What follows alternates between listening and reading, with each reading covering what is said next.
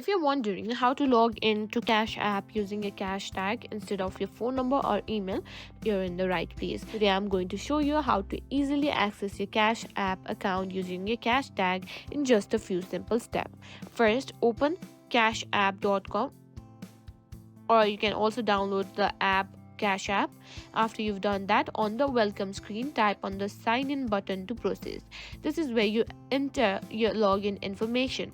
Now, instead of entering your phone number or email address, you can sign in using your cash tag. Your cash tag is the unique username you created by when setting up your Cash app account. Now, once you've entered your cash tag, Cash app will ask for either your PIN, password, or use Face ID or Touch ID for authentication.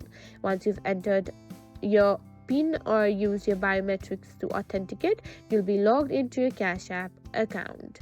And that's it. You've now successfully logged into Cash app using cash tag. If you found this video helpful, don't forget to like, share, and subscribe to our channel.